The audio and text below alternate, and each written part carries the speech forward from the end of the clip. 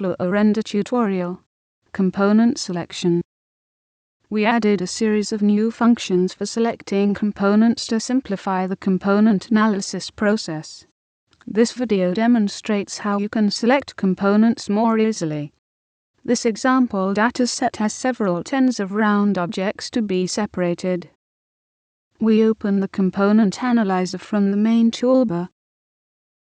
Click Generate to generate components using the default settings. We see that the objects are separated and colored differently. The Component Analyzer window has the top and bottom parts whose sizes can be adjusted using the divider in the middle. Click the Analyze tab to show the analysis functions.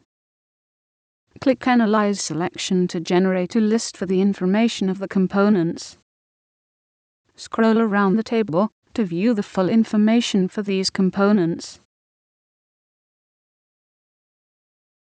To select a component, click its row number in the table. A box is shown in the render view to indicate the selected component. To select multiple components, select the rows in the table. Boxes for all selected components are shown in the render view. A component can also be directly selected from the render view by clicking it.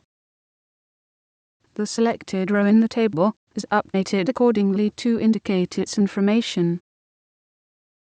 Hold down the Control key and click on Components to select multiple components from the render view. The selected components can be isolated by clicking the Include button. To show all component information again, click the button All and then Analyze.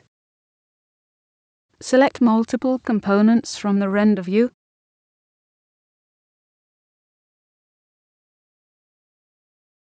To exclude the selected components from the table, click the Exclude button. Additionally, hold down the Control key to unselect a selected component.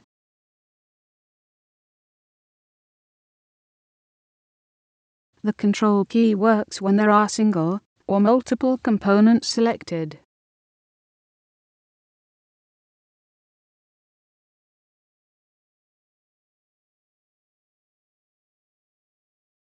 Finally, click Serial Number to generate serial numbers for the isolated components.